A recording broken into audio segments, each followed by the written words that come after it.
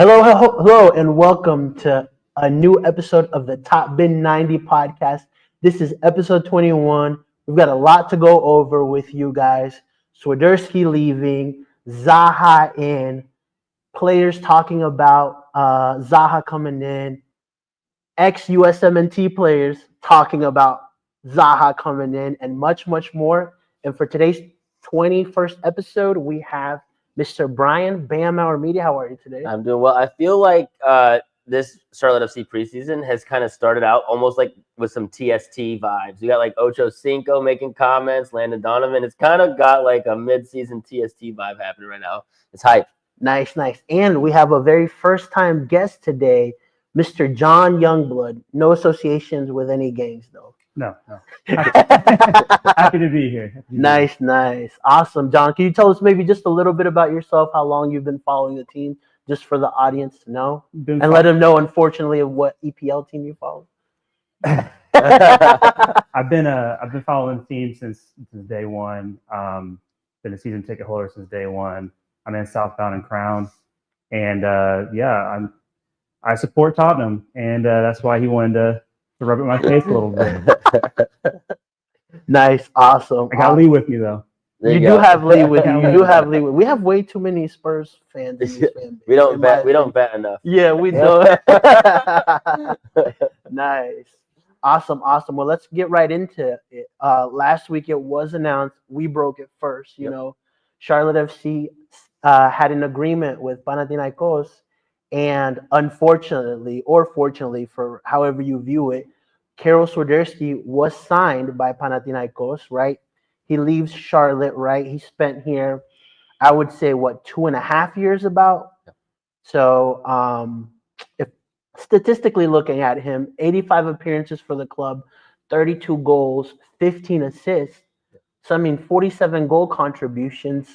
And I'll start off with you, Brian. What kind of legacy does Swiderski leave here at Charlotte FC? And I want to hear from everybody in our comment section as well. Well, I mean, he's the all-time leading goal scorer so far, right? All-time leading goal creator so far, and he's in the top 5 for all-time appearances, right? So I think the legacy he leaves is like, this is the bar that now you need to, like, Charlotte FC needs to beat, right? Because that's the reason he's gone. The decision was like, the bar isn't high enough. We need a higher bar. And so I would say, like, his performances were solid. Like, we've had a lot of quality from him, especially. I mean, talking about, like, that team goal between him and Bial. So some really, like, special moments. Also, I'm thinking, like, the free kick in year 1, like, when he drills it at home, when they win 2-0 versus Cincinnati. Also, the 3-1 win against New England. Like, some early goals that, like, kind of, like, built up some hype around him. I think the one thing that was really missing from his game was just consistency. We didn't see it over the course of 2.5 years, more consistent goal scoring. There's a few droughts in there, and I think that's really like leads to the leaving, 100%. John, when we think about the first 2 seasons for Charlotte FC, some of the best moments were under Karol Świderski, right? So there was a period where I felt like when he was at his best, we were at our best. Absolutely. And he was doing it without, a primary creator behind him. He was doing it when he arguably didn't fit the systems either. And, those are great goals you mentioned. Also, the Chicago away goal. Yeah. That's one I'll remember. He would just have some quality in these certain moments that none of our other players did. That assist that he did when he kept the ball inbounds and flicked it in.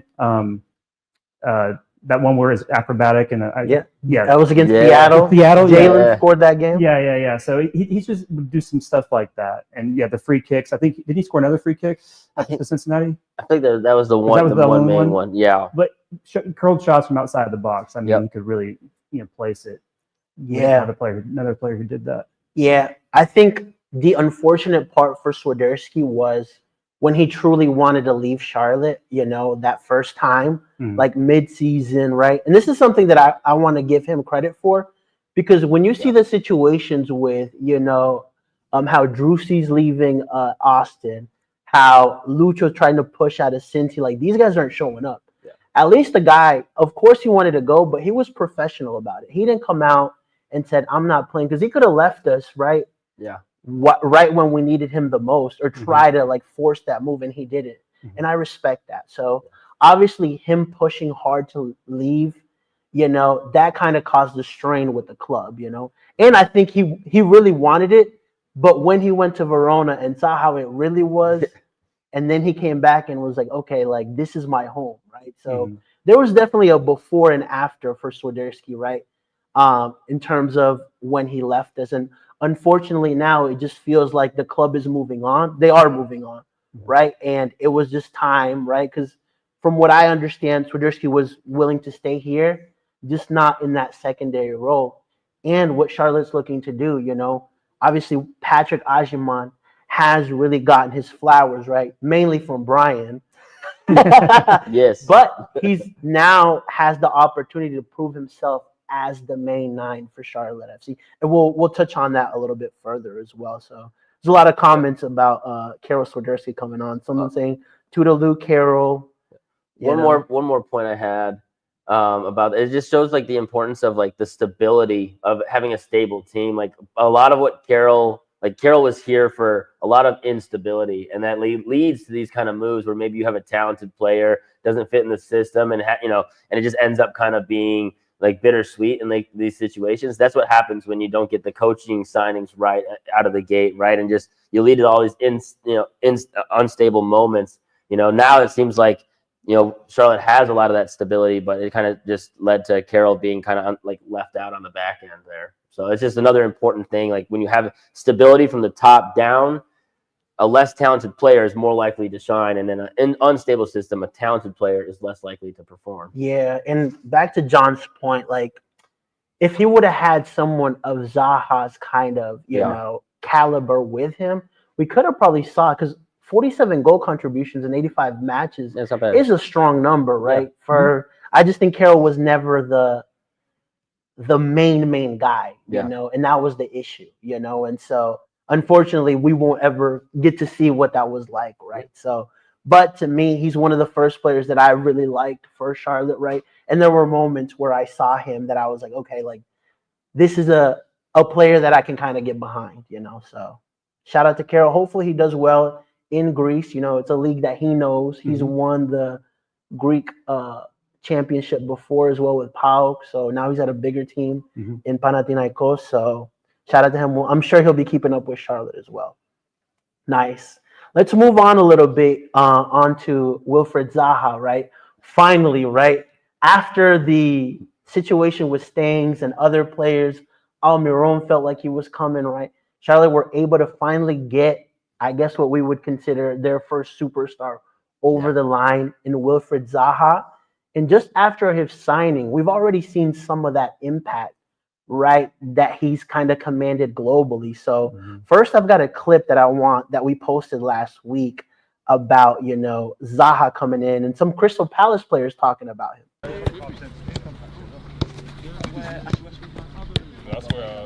That's what Tim is.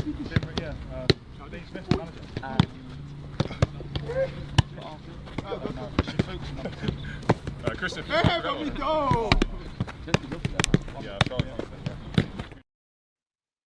First of all, shout out to Sam, our writer, because he was the one that clocked that, right? Like big Crystal Palace fan. Yeah, he's a big Brighton and Crystal Palace fan. Yep. And he was like, yo, they're talking about Charlotte FC. And when I was like, what? Yeah. So, I mean, obviously, Zaha's passed at Crystal Palace, right? And I'm sure now that we have kind of a Prem influence in our team with Dean Smith, Tim Ream, Ashley Westwood, all these guys, right? So that was pretty cool. Another interesting thing that we saw as well last week was, Ocho Cinco saying that he's been friends with Zaha since 2010 when he joined Crystal Palace. And, I don't know football like that, but I know Ocho Cinco is a household name, right, in the sport. So I want you guys to talk to me a little bit about how much of an impact can Zaha have, John, globally for Charlotte FC? Well, I mean, I think he's got to perform on the pitch to justify it, but he's got ability and he's got quality, and supporting a team that's not Palace, I would see, sometimes to my benefit, knocking out some teams pretty much by himself, him and Benteke, and not a lot else. But yeah, I mean, just like you said, that global impact. I mean, Sky Sports covering our transfer, with announcement with him, and he's got 2.2 million Instagram followers. That dwarfs the club. Ocho Cinco. Yeah, I mean, it's exciting. What could be. Yeah, for sure. I feel like we're also just seeing it from our own posts and content that we're putting out, like the video from the Crystal Palace video, like the Ocho Cinco stuff, or the Landon Donovan comments. Like, there's just a lot of people and energy talking about Charlotte FC right now. And I mean, we're seeing it from our own content. I mean, I feel like there's definitely been a bump, and I expect that to kind of continue just off the field. So for me, that's exciting, because I mean, it gives us an opportunity to really hit the ground running with our content and all the content creators in the Charlotte area. Yeah, for sure. So, and I guess like it's really cool because we're not used to that. Like no one's talking about like most of the signings that we're making, right? But add Zaha, somebody of that caliber, and like you mentioned, Sky Sports talking about it. Yeah. You got Crystal Palace players, you got Ocho Cinco, right? And then you add the caveat too of having Patrick Agyemang do well for the U.S. men's national team. So it's felt like like we've gotten a lot of limelight recently, which is pretty cool, Yeah, so, definitely. Like when you look at this from a projection of like the future, right? I also think that like this could set a precedent for Charlotte FC, where if Zaha does do well here and he likes it and he enjoys it, right, and performs, it could now open doors for even bigger names to say, okay, like let me give Charlotte a shot, because that's one of the things that I feel like Charlotte has had trouble selling. The city, right? Because like if you're in France, like New York, Miami, LA, but you don't really hear about Charlotte, right? So I think that could potentially play really well for this club moving forward as well. Also U22s, right? So that's another thing that like Miami got out of like the Messi and Suarez moves, right? They started signing high-level U22s, like $8 million transfers for these guys on U22 initiative contracts. So like think about like young kids growing up in England, or if there's another young stud in Croydon, right, who like is a big fan of Zaha. If there's a young kid like that, 19, 20, needs a place where he can get minutes, right, comes here on a U22 initiative. So I think that's another area too. So it's like not only could he bring in another superstar after he's done, he might be able to help recruit just other supplemental pieces while he's here, because I really feel like there's like a window right now of 2 or 3 years where this club can really try to make something happen, and we'll talk about that more later. But that's really, I feel like, what his recruiting as a personality can do. Yeah, for sure. And I mean, like you already kind of saw a little glimpse of it with when Dean Smith was looking to come to Charlotte. He spoke with Ashley Westwood, and Ashley Westwood talked to him, about what he likes about being here at the club. And so, I mean, now that you add Zaha, Ashley Westwood, Dean Smith, right, like, Tim Ream, right? So a lot of these are like influential people, right? Yeah. That can sell the club better for us, not only like locally, but globally. Yep. So, nice. And unfortunately, with the good stuff also comes the bad stuff, right? And so some people are already alluding to it in our comment section, but here's what Landon Donovan had to say about Zaha's signing on his podcast. And so here's the news. Sounds like Charlotte FC are in talks with Wilfried Zaha. Yeah. I don't like it. Personally, I don't know how you feel. Okay. Not a fan of it. It just seems like he's past it. Once he went to Galatasaray, felt like that was the end. But God, is he talented, man? Yeah. Landon, bro, what do you have against Zaha, bro? That was probably the first someone of importance of that level that's criticized kind of the move, right? Yeah. And so, Brian, could you maybe walk me through where, like, let's take a look at it. Like, let's play devil's advocate. Yeah. What are some of the things that would concern you about a move for Zaha coming to Charlotte? Well, and I think I touched on it in the last show too. Like, there are definitely some red flags. Like, if you haven't played regularly for a little bit, right, and haven't been like the key player like he was in Crystal Palace, like he never really was. Even in his successful season at Galatasaray, he had double-digit goals the first time he was there. But there was a lot. If you look at that team was like stacked, bro. Lots of great players on that team. So, I mean, that's a red flag. He's not incorrect on that. But at the same time, Zaha has also led a team before, right? He's taken Crystal Palace as like arguably as far as they've ever gone, right? He helped them with a goal in the semifinal to get them into the playoff final, to get them into the Premier League, and then they stayed for continuously up till now, well over a decade. He was a part of them staying up in the Premier League, and he was the core piece of that, doing that and scoring key goals over and over again. So the upside is if he gets back to that level, which it seems like, at least based on what he's saying, like that was a big factor as to, his conversations with Dean, his conversations with Zoran. Obviously, we're not involved in those, but like if that's where he's actually at, then the sky should be the limit.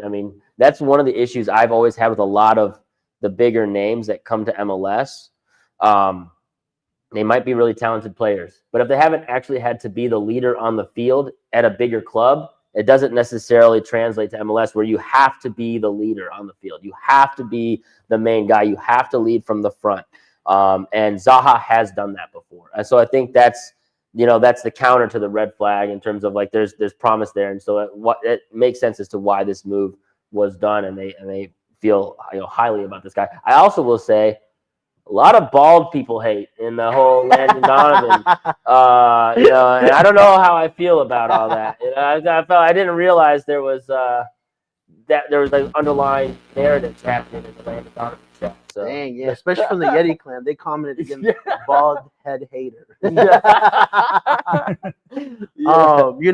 Obviously, I feel like we saw a glimpse of what could potentially be a negative thing with the picture that Nashville posted. Yeah. And it seems like there was some sort of altercation, and Zaha was really fired up, right? Mm-hmm. To put it in some sort of context, right? And so, John, would there be anything that worries you about a move like this? He showed frustration at times for Palace, I remember. And he's a player who draws a lot of fouls. I think I saw a stat where he's drawn the most red cards in the Premier League era. Which I thought was crazy. I thought it would be like Eden Hazard, but another dribbler. But I could see him getting frustrated with the calls he doesn't get in the league. Let more things go, probably even more than he's used to. Yeah.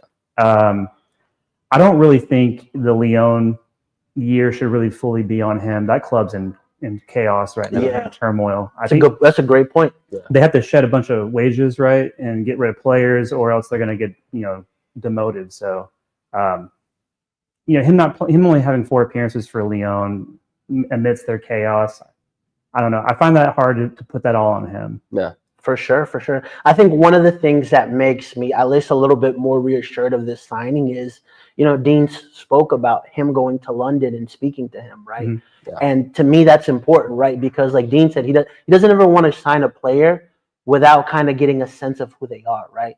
Especially a DP, where this is a very important position. Like we only get 3 of these, right? So for him to have that confidence, to me, means okay. Like Dean last year showed us that we can confidently get behind the manager, right? Like through our worst times, right? He managed to finish 5th, right? And he didn't have the squad that he has now, right? And so that stability that he brought to this club is something that he just doesn't want to lose, right? And so bringing a DP caliber player, right, also has to run through him. Yep. And for him to sit there and have that conversation with Zaha makes me trust that, there could be way more upside than there could be downside with a signing. Like obviously he has to go on there and perform, which is going to be important, right? But I like the positive of that, so. I think what's interesting and exciting, you mentioned like Dean going to London, like this is like really the first Dean DP signing. Like, this is the first time. Obviously Leo Abada came in during his time, and that felt like kind of a move that was kind of opportunistic based on other, exterior circumstances that happened around the time. And then also just, that was a move they were looking at him for years since his time playing in Israel. So that didn't feel so much like a Dean Smith move in the same respect, whereas this one was like Dean went to London. Dean clearly was involved in the recruiting. He had played against them many, many times. They had the conversations about that. And Zaha also talked about like the conversations they were having in terms of just meeting each other on the same level and mutually respectful, talking about football. So I think this one really feels like a Dean Smith signing, a Dean Smith recruit, a Dean Smith DP. And so now I think it's just, with how high everybody in Charlotte is on Dean Smith, they should be excited about this kind of move coming and getting done. Nice, awesome. Yes, I think we're all pretty much in agreement, right? Yeah. Like, there's more positives to negatives. Yeah. Yeah. And if you look at like our history of trying to sign big players, like at some point one's got to give in, you know, and we finally did it, right? So, right, and hopefully, you know, it's not an Enzo situation where, you know, kind of a hothead but didn't perform, right? Because I think you're kind of okay with having players that have this kind of tenacity when they're proving themselves on the pitch, Yeah. right? Like, you'll get behind your player if he's going out there and scoring goals, right? It's Look when at they're Lucho not. and Cucho. Yeah, Yeah. 100%. Mhm. Yeah, you're right. Yep. And so that's the key, right? Like, as long as Zaha performs to the level we all know he can, I don't think there'll be any issues. And I also love that, like you mentioned, like with Crystal Palace, there was moments where like they really relied on him, right? And that's to stay in the Prem, right? Yeah. Here, like half the teams make playoffs, so it's not that deep, you know. So awesome. All right, let's move on a little bit, and I want to talk a little bit about some positional battles for this club, especially in this preseason. Maybe who should we be looking at? Where could be the changes this year? Because it feels like prior to last year, a lot of these positions are kind of set, right? If I'm looking at the front three, right, it's going to be difficult to replace Abada, Zaha, and Pat, right? Yeah. For somebody to kind of break into that. The midfield is kind of where I'm seeing like there's a lot of potential. But Brian, talk to me about where you see maybe some key battle positions this season. Yeah, I think you touched on it. I mean, I think it's going to be backups to start, right? Where does Vargas and Cambridge fit in on the right-hand side behind Abada? Now, hot take, I actually think there's a chance Abada doesn't perform to the level that people are hoping that he does this season. And I think a Cambridge or a Vargas or maybe Nimfasha, there's a lot of young wingers on that side. I mean, Nimfasha normally plays on the left, but there's a lot of young wingers in this group that are going to be punching minutes. And I think at least one spot, I know Caleb did the hot take last week with Active Westwood. I think there's a chance for me, that's my hot take of this year, that Abada might not hit to the level, and then we get to see an opportunity for Cambridge or a Vargas to redeem himself after losing his spot last year, or like a Cambridge to actually get his shot. Nice. So, Okay, so you heard it last time it was Caleb that hated Ashley Westwood. Yeah. Now it's Brian that hates Abada. Someone actually put Abada hater in the comments. And The then, Abada bald hater. then someone said L take as well. So John, give me your perspective. What is a battle position that you are kind of interested in seeing right now in this club?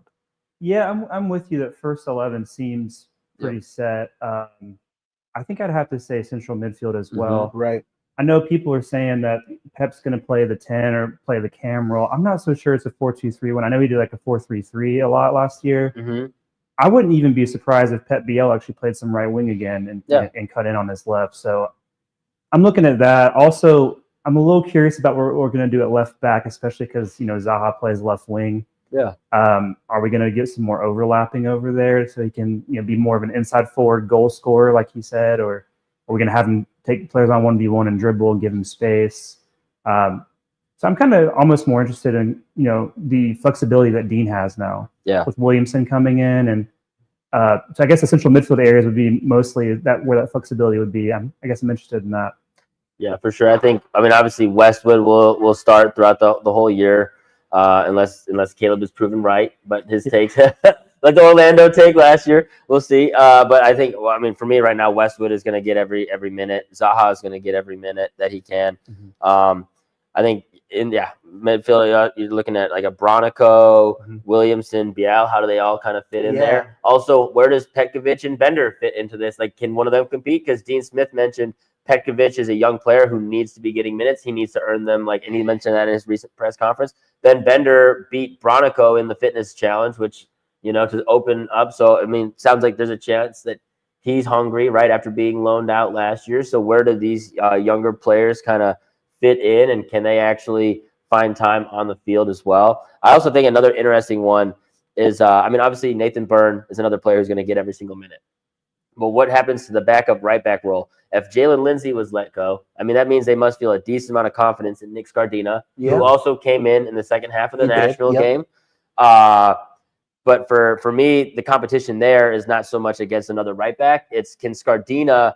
So if Byrne were to go down, can Scardina prove to Dean that you can slot him right in at the right back rather than I would assume Dean's other like kind of with the flexibility he has, maybe shifts Diani into center back, shifts Malanda or Privet over like in that situation. So Scardina would need to step up and be like, no, you can trust me. I can be the right back. You don't have to rotate your starters around to fill that position. So I think that's also what Scardina needs to be looking at going into this offseason as well. Then also Odunze and Bingham as the backup goalkeepers. Can Odunze actually fit that role? He's been in a lot of the video footage so far in preseason. Can he actually take out the veteran and be the backup for this team? Yeah, those are all great points.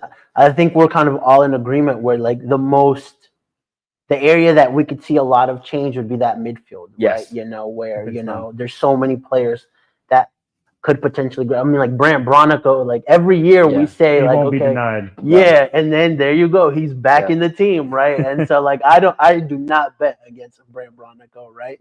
And so I think also I'm curious to see because they're looking to still fill up positions up because Dean Smith said in his presser, right? And I think left back is a something that they are looking at, right?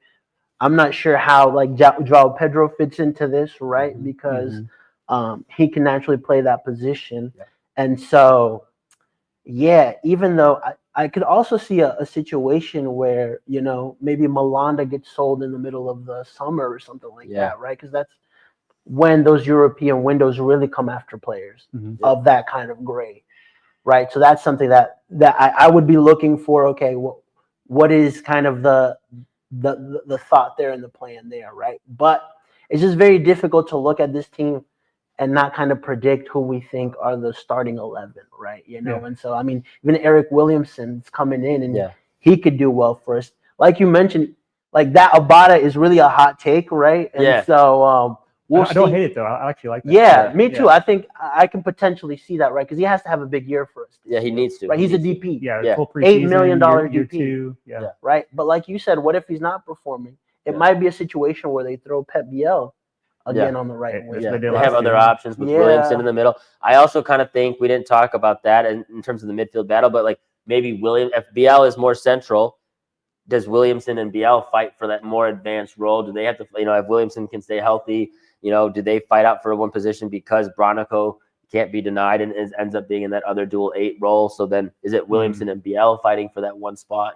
There's a few different options, but clearly just by the way we're talking about it, Dean has more options than he's ever had. He's got a lot of flexibility, and he's also got pretty close to a kind of already solidified starting 11 or close to it. And that means the bar has been set, and then the guys who are competing for those spots or competing to get more minutes know what the bar is, and then that's what it takes to get there. Yeah, and I think the benefit of the doubt for Abada as well is like he didn't have a preseason for Charlotte. No. Right? And so now you've got Pep Biel with a preseason, Zaha with a preseason, Abada with a preseason. So this should really help out. Like, it's night and day for what Dean Smith started with last year versus what he's starting with this year, right? I mean, Swiderski didn't go to the last day of the window last year. Abada came in after, right? And so now we're looking at it, and we started with just Patrick, and Enzo. Enzo was our only DP going into last season, which is insane. He's not even here anymore, right? And so there's a lot of positives, especially with the rough kind of calendar that we have starting off for us. So. Yeah, and it's great that there's not that many positions up for grabs, because that means that like we've kind of figured out 80-85% of the team. And if you want to be successful, it kind of has to be like that. Yeah, where you just kind of like the moves start to make sense. They start to get more rational. You're like, oh yeah, this move makes sense. This signing comes in. You're not kind of like scrambling, for parts. And I think that's what we're seeing this year is just like everything seems a lot more locked in. The transfer window seems to be like both a combination of bold and really just like it seemed like they had a plan and they were able to attack it and get the deals done. And it's just not something that I feel like we've seen enough of from Charlotte in the past. So, props to them. Yeah. Someone wants to know, and maybe one of you can answer, how does Williamson compare to Diani, Bronico, Petkovic, and Bender? We touched a little bit on it last episode. I mean, he can definitely play at a high level if he can stay healthy. I think that's really been the biggest issue. He's never had more than, 1,800 minutes in a season. But But you see in even the seasons where he had maybe 1,000 minutes, he was still able to get 5 or 6 assists, 7 goal contributions, numbers like that. So he's a player that can drop deep, win the ball in deeper positions as more of like a 6 or an 8, and still advance the ball quickly, and with long passes or just great side to side distribution. So he can do a lot of things well in terms of progressing the ball, which is what this midfield had been missing. So I think how he fits in is just another rotational piece until he can really prove that he can stay healthy. I mean, he's had both ACLs torn. Yeah. Right. So how has his body been able to adapt to that? Right. I mean, obviously that takes a lot of time. So and he had a hard time staying on the field consistently last year. He was healthy for most of it and had a lot of appearances, but only like 10 starts.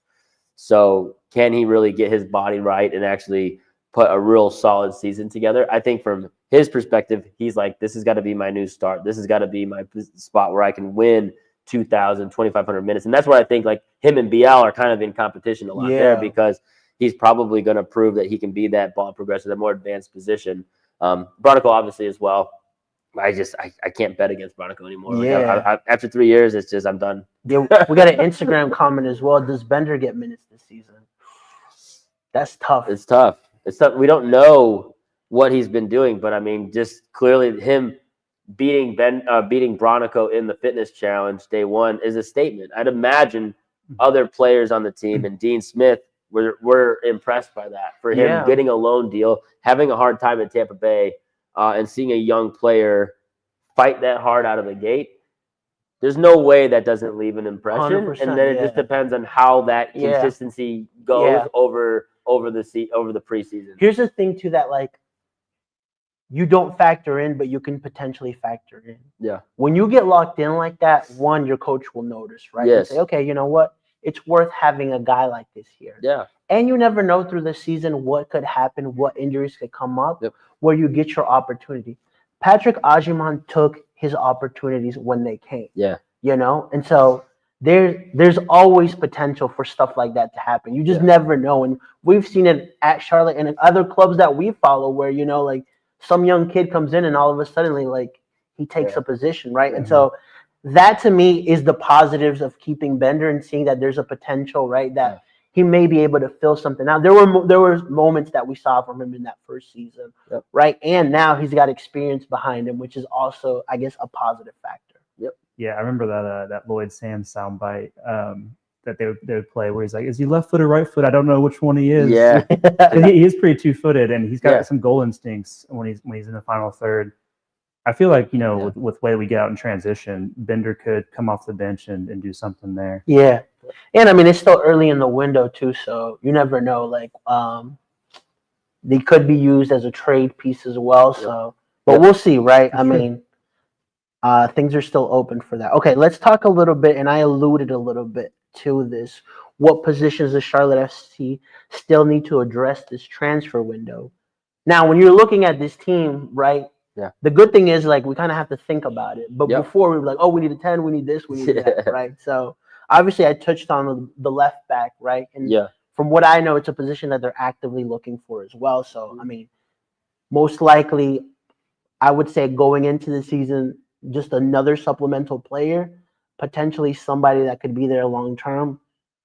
We'll see what this window has to offer, right? So, any other positions that you guys would think that we may need to add? I got a couple, but backup or depth at striker for sure, right? I mean, if Karol Świderski's gone, you still have to replace him, and you commit to Agyemang, which props to the front office, props to Dean Smith, making a bold move, right? Whether it was sticking with Karol Świderski and moving Agyemang, or moving Karol Świderski and sticking with Agyemang, either way, like just being bold and solidifying, like, this is our guy, we're going to run with him, we're going to see what happens. But you still then lose Karol. You had a really good, you know, kind of like thunder and lightning combination with the two of them, where you could kind of rotate them in and out and get one of them for a strong 30 minutes off of the bench. And so I still think that that's something that this team is missing. For my money, I would bet on like a profile, like a veteran, 32, 34, somebody who's also got, I think the other thing is with this club, you've got a window where you've got a lot of veteran players, you got a mix of young players, but like it's a win now mode. So you gotta find, I would say, winners as well. Like just guys who have winning pedigree, winning experience, trophies. They've just been there That's a and done very that. good point. Yeah. And so whether it's in the striker position, at the left back position, I think that trade is pretty important. Just like who's out there who's won championships, who's out there who's gone deep in a tournament. You had a name. Yeah, I've got a few. I'll throw it out there. Raul Ruiz, I think, is a great example of just that profile, whether it's him specifically, and apparently he's got interest from a couple MLS clubs, but like he's like 34. He clearly doesn't look like he's going to be a DP anymore, but he's still probably at that level, or close to that level at times in shorter stints, 1,000 minutes, 1,500 minutes maybe if they need. I'm really hoping Ajman gets closer to 25 so we can really see a full season of him. But like just a guy who could come in and fill that spot. Like if Ajman falls flat, having a guy like Rui Diaz or just a veteran striker who's been there and done that, who can put in several starts in a row, you know, and get you through whether it's in the playoffs or, you know, just he's won the CONCACAF Champions Cup, won a lot of MLS experience. Cups. And so just players like that. So I think for me, more importantly than anything, like bring in some winners. And that's like Raul Diaz is an example at the striker position, but I think a left back, same thing. Like, can you bring in some guys with pedigree, with some winning experience, some just more guys that have been there and done that one trophy and know what it's like. And this kind of answers this question that someone had. Do we see Charlotte bringing in another striker, giving Tokolomati his breakout season, right? Yeah. I think it's very early to see, like, I don't think we've seen Tokolomati really. We've seen him with Crown Legacy, and he's done well, right? But, like, I think that's a question that Dean's probably has on his mind. Okay, let me see this guy where he's at. What's his potential? Because, I mean, he came for big money. But to be fair, Petkovic came for big money, too. And he hasn't necessarily kind of lived up to that expectation just yet. Yeah. John, any other positions you see or anywhere else that we could potentially be adding to this squad?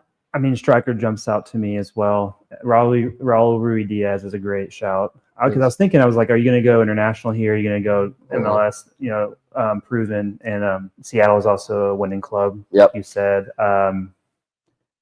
It's kind of, I would say left back, but, you already said left back. I think center back's pretty settled until we sell Malanda, which, it's going to happen. But, you got, Toloma's still there. You know, so. I also would say you just never really can have enough midfielders. Like I would still say like you could probably add another midfielder in terms of like, so this is more, I think for me, more towards the summer, right? When you're like, okay, we've gotten in a few months of the season. We had the open DP. For me, you have to fill the third DP spot because again, this is win now mode. Right. Like if you have the resources, spend them and like make it happen. Because Zoran has said we're trying to win trophies, right? So if you leave a DP spot hanging, just because you like, well, we like the roster where it is, we think about it, like, I feel like this is a situation where, you have a, again, 2-3 year window right now with this core group, get as many pieces as you can to really attack this thing and try to win. And I think if you're looking at a DP and what kind of spot that would still take the next level, I'd say it's probably center mid, somewhere in there, just another, high level ball progressor. Again, you can't really have enough of that, especially if BL doesn't pan out, right? Okay. He's only on loan till August. So this is Williamson isn't helped, has not been consistent. There are question marks with that midfield, even with these signings, right? So there's a question that Conca Corner had, and a lot of people have had. Do we think we should hold on to that DP spot until the summer spot? And to me, that's kind of like we want to win now, but also like this is the first part of the season. To me, we need to see is Patrick, and we'll get into this, is he going to be good, right, to be the leading guy? Will Pep Biel perform to the level that we need from his role, right? So it's more of an assessment of to where we will be in the summer is where I would target that last DP slot. Because if we want to win now, we'll be like, okay, Patrick isn't doing it. We need a high-level 9 in right now. Pep Biel isn't doing it. We need a high-level, Cam right now, right? Or whatever position that is that that we may be lacking. I think I agree, but didn't we complain that Pep Biel didn't have enough of a sample size to really judge? So it's like when you sign in the summer window, there's that kind of side to it where I think by the playoffs we were expecting him to to carry us through Orlando. It didn't quite work out that day. You That's know, a good point. Yeah. and we bring him back because he is borderline DP, not quite a DP, which is a great move for us. But I actually, now that you bring that up, I agree with you, Brian, that I think, you know, maybe getting like a bona fide DP player to challenge Pep even and Williamson and be like, yeah, I'm going to progress the ball, you know, carrying it, you know, passing it, and I'm the man, and it causes the levels to step up, you know, people to step up and perform. Cool. Yeah, I would just say I agree that I think the DP should come in the summer. Like, I think they should roll with this group now. Still maybe get a striker, you know, veteran striker as the backup to Ajiman. But like, dude, a lot of people want Buzio. They keep bringing him up. Yeah, He's from Greensboro. I mean, he almost signed for us a couple of years ago. And you don't need it. I mean, so here's the, like, as the season plays out, like, right, you don't need to find the guy anymore, right? You sign Zaha. That's like, if you're looking at this season playing out and you're actually going to win trophies, Zaha has to be the guy. Yeah. Right. So like, you're no longer looking for the guy or a guy who can fill in last minute as the guy like Pep Biel was last year. This time, ideally, if things are going the way, you know, you plan and you build the roster around, you're not needing to necessarily find the guy. You're able to just find, like, what's that extra piece? What can take us that extra mile? You know, we already have the pieces in place to really take us far. Now it's just like, okay, let's just try to guarantee we have that extra level. You know, and I think that's really ideally where the DP spot is. And I mean, you could even kind of get, I mean, if things go really well, you can kind of get crazy and you have a luxury spot, but I would still try to fill it. Whether it is, like, I mean, at that point, you have a target out there who Dean Smith likes, right? Left back. I mean, not ideal to go DP left back, but if you have an Ajiman, Zaha, Abada that is all working out and clicking, like, you don't really need to then bring in a DP off the bench unless you bring in like a veteran, like a, I don't know, like a Dries Martins or something like that, like somebody who's like a real veteran. But again, that goes back to the winning. You know, I know. I wanted Nyangolan. You know. And now he's like being investigated by the FBI. He's always had issues surrounding him. He's a character, but he's a baller though. Yeah. I mean, I literally just said this guy a week ago, and now he's like got FBI charges on it. I was like, okay, never mind. Top bank curse. It really is. Well. Oh man. Okay, let's talk a little bit about Patrick Ajiman. Yeah. Right, and so let's go back 12 months. You know, Enzo DP9. We're gonna run with him by Swiderski, right? Patrick could potentially have a good season and add. There was a period last season when Enzo was here that he overtook that spot, became the 9. They sold Enzo, right? Yep. Obviously, Enzo had his own issues as well, right? Swiderski comes back. Swiderski does well, does okay, but there were periods of the time too where Patrick was coming in and adding, right? And even the last match of the season, Dean Smith opted to take Patrick Ajiman over Swiderski to start that Orlando game, our most important game. Swiderski ended up scoring that, but that set a precedent of what could potentially happen, right? He gets called into the national team camp, scores twice, you know, is now being looked at, you know, even like I saw, like, you know, like these USMNT like accounts, they're asking who should we call back. Unanimously, everybody said Patrick Ajiman, right? So he goes into this season now with the full expectation from us that he's the guy. Not only that, he has pieces around him that can take him to that next level in terms of scoring and adding, right? You've got Zaha on the left. You've got Abada on the right. You've got Pep Biel behind you, right? And so what is our expectation, John, for Patrick Ajiman this season?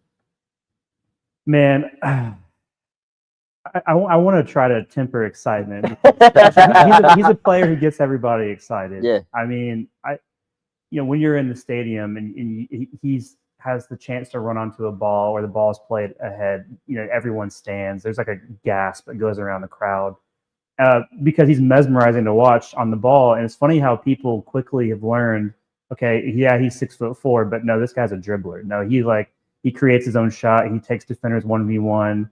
He's going to leave them in the dust. Yeah, I mean, it's exciting. I'm really excited we have Zaha because there's another, dribbly player. I think, we're going to be really lethal in transition, even more so. and if Patrick has some, he's got some things that he can improve on. I think maybe linking up in the final third. Sometimes he beats a man, beats the second man, and doesn't see the pass. That happened in the U.S. game after that dummy. But those goals that he scored for the U.S. were really awesome. Just because like you were saying, everybody was really excited over vintage Pat goals that we see like every single game. It's like, no, that is the player that he is, and that was really cool to see. And I think it's funny that the MLS guys are all trying to be like, I was Ajimong Hive first, or I was Ajimong Gang first. Yeah. And we're just over here laughing, like, okay, whatever, claim him. But I'm like what you said earlier. I'm the same way. I want to see a full season of Pat. Yeah. Brian, last season, I think one of the things that you talked about that stood out also about Pat was like he was creating his own opportunities, right? And now he's got people around him that can create that for him. Like, how excited are you for Pat's season as well? Knowing also Pat himself scored twice for the U.S. men's national team, and he's coming off that high where he's like, I'm sure in his mind now he's got locked in that he wants to be part of that 2026 World Cup squad, right? Yeah. And he should, right? Like, that should be your expectation as a player because he's about to hit his prime. Yep. Yeah, I mean, look, my first time writing about him in 2023, end of the year, like near the end of the year, I said I'd already wanted to see him. I had seen enough at that point, and he'd only had like one start that went terribly that year. And I was already ready to see him just get a lot of starts and move on from Carol and Enzo. I was ready in 2023.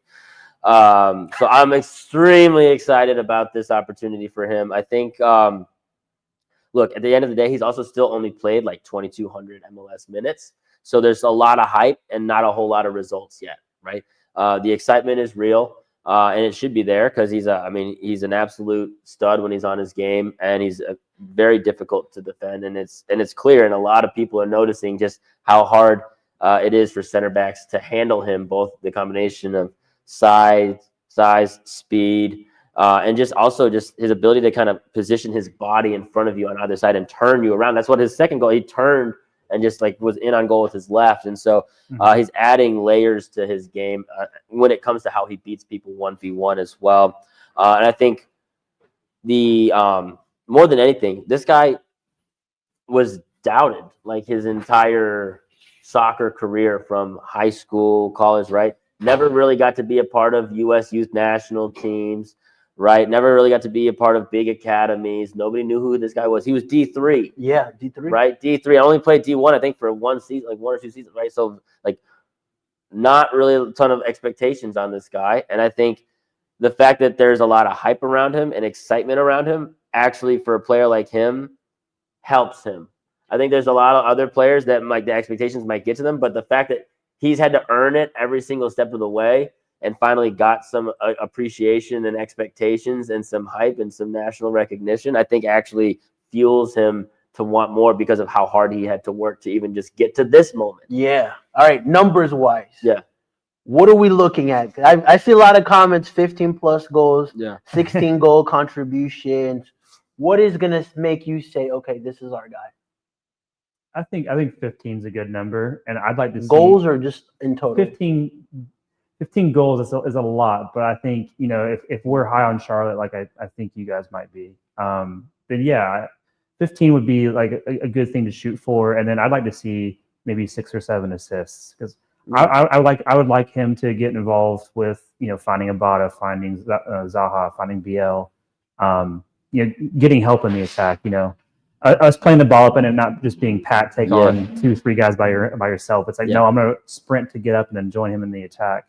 That's what I'm hoping for. Yeah, I could actually see a scenario where fans kind of come at Zaha a little bit because he doesn't get the numbers. Because what he does is take the pressure off of Ajimon, and he actually ends up getting a lot of finishes just because there's less pressure and contained space on Ajimon. So I could see a situation where Ajimon actually cleans up and gets a lot of results just because Zaha will take a lot of that pressure. I mean, there's no way the right center back isn't like fading that way with a player of the talent of Zaha, right? And that's the first time Charlotte FC have really had a player that defenses are going to have to target. Yeah. Right. I don't think they really did that with Karol Świderski even. They wasn't like really like a man defending, like somebody shadowing him around or anything like that. For With sure. Zaha, there's going to be people on him a lot. Yeah. And so with that, there's going to be space for guys like Ajiman and Abada. So I could see a situation where Ajiman actually ends up getting more numbers than Zaha just because of the way Zaha impacts the game. Not saying that Ajiman's the better player. I'm saying Zaha, the way he could impact the game, could lead Ajiman cleaning up with more goals. Yep. I could also see that, not being the case. My biggest number that I want to see from him is just give him the starts and the minutes that Vargas got last year. Dean Smith gave Vargas a good long run out the whole season to really see if he was the U22 initiative player we needed, and if he could end up winning that right wing spot or left wing spot.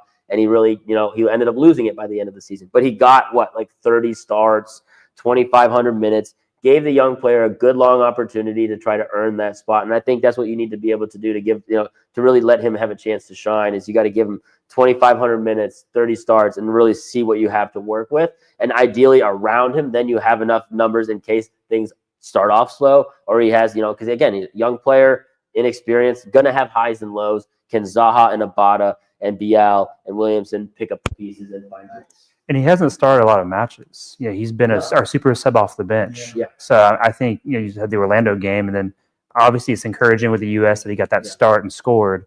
But that'll be key to see if he can start and score off on his account. If healthy, I need 15 goals from Patrick. He got 10 last year, right?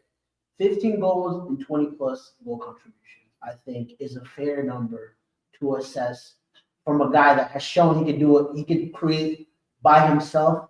Now with all the talent around him, he should be able to get there. I mean, it's got to be a very exciting time for Patrick. He's coming into a team that he doesn't necessarily have to be the guy, and he has a lot of quality around him, and his trajectory is going this way, right? So that's my expectations for him. And you know what? He deserves the shot to be the man, right? He's beat out 2 DPs and stood his ground, and let him get this run now, and let's see what he can do.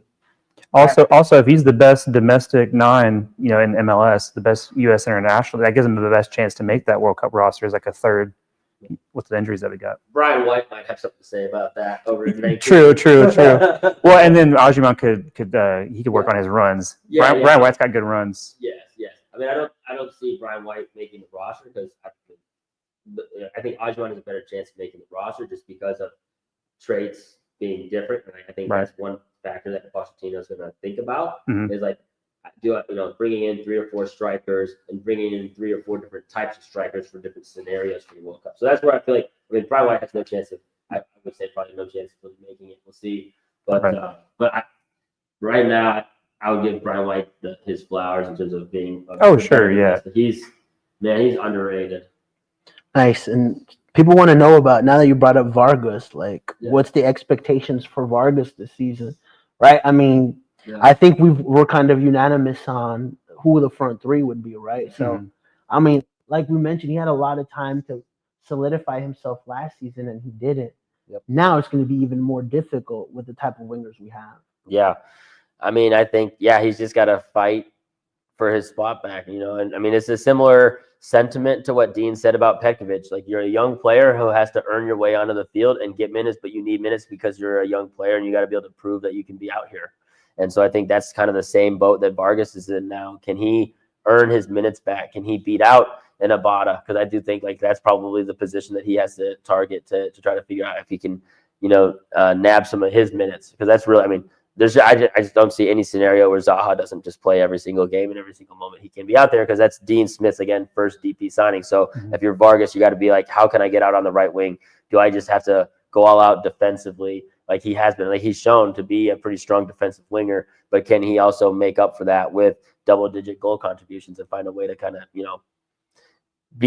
some just more quality finishing in and around the box? I mean, that's what the whole team really lacked last year, and Vargas is a big part of that problem. So he's got to be more clinical and prove that week in and week out. Nice. Awesome. All right, let's move on. Last question I have to you guys. We've talked about the excitement of heading into the season, right?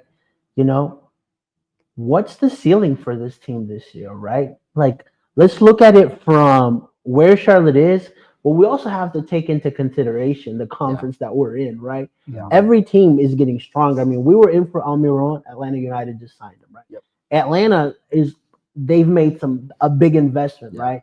You still have Inter Miami with Lionel Messi, right? And so as you're looking at this Eastern Conference, what's the ceiling of Charlotte FC? Is there a potential chance for Supporter Shield? Oh man, Supporter Shield stuff. I don't know if I would bet on Probably Supporter not. Shield. There's some good teams. I mean, Columbus. People are still not even really talking about Columbus so far. Everybody's still there, which was the big thing, right? Will Nate go? Will Cucho leave? I mean, they're still having issues like negotiating with him and getting him a new deal, which I cannot believe. They're just not giving Cucho a huge bag of whatever he kind of wants. Like, it's crazy how much of a difference maker he is. So, and he's young. And how many young players, what, 24, 25, and like wants to stay in Columbus? It's crazy. It's crazy.